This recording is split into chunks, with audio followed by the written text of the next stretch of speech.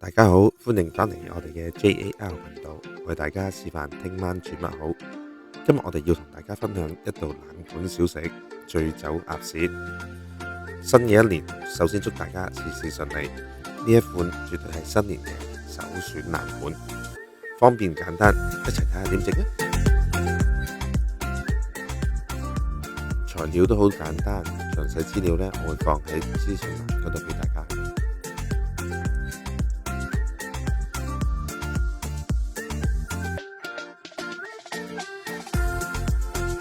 首先呢，我哋就將啲鴨舌用生粉同埋鹽去清洗一下。呢個做法呢係可以去除啲雪櫃味啦，同埋呢洗得乾淨一啲㗎。跟住就用清水呢沖洗乾淨。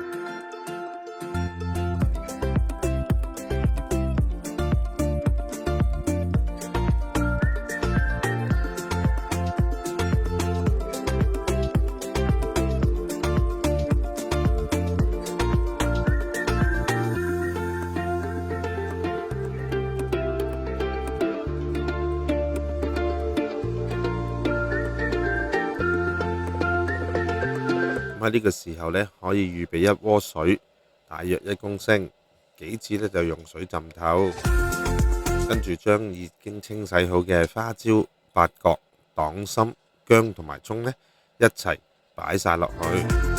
當然呢，就仲有放埋我哋啲洗乾淨咗嘅鴨舌。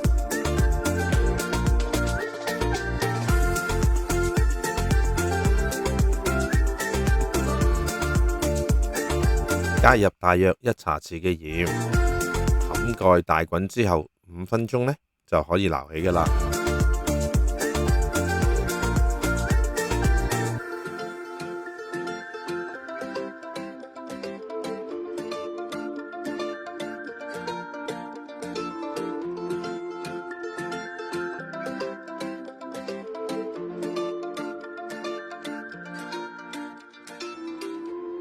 之後呢，就除咗啲鴨舌，將所有出水嘅配料呢就一齊夾起。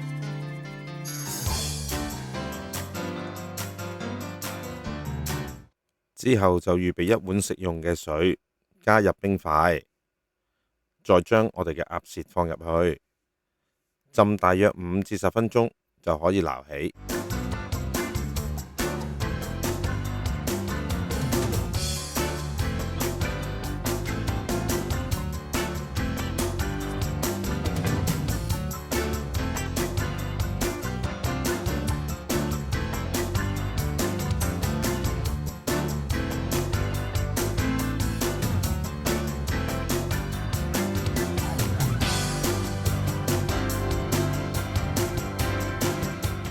然後呢，我哋就用一個比較大嘅碗，將一支醉雞汁，另外大約1湯匙嘅花雕酒，同埋半湯匙嘅麻油，同埋1碗飲用嘅清水，倒入碗裏邊。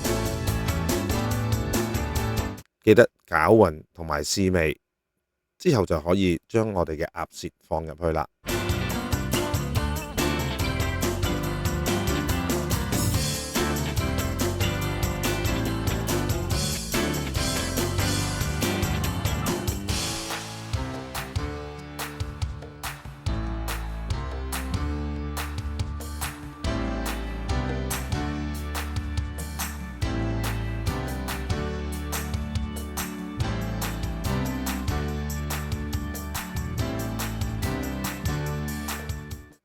唔記得加入埋我哋嘅杞子喎。咁另外呢個時候呢，我哋就仲可以加入適當嘅砂糖啦。試啱味之後呢，就可以放入一個容易雪嘅食物盒。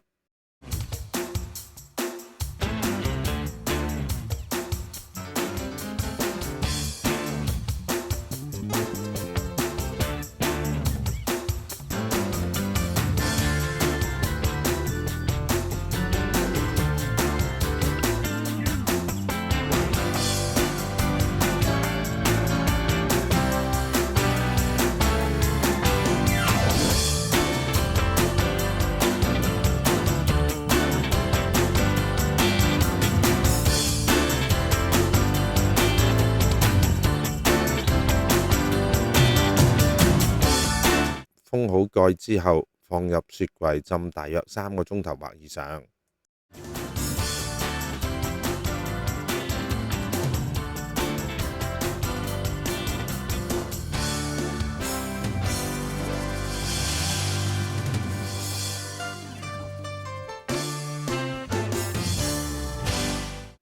跟住就可以放上枱慢慢享用啦。係咪又方便簡單易整呢？大家快啲都一齊試下啦！如果你哋都有其他嘅煮法，可以留言話俾我哋知，大家一齊分享下。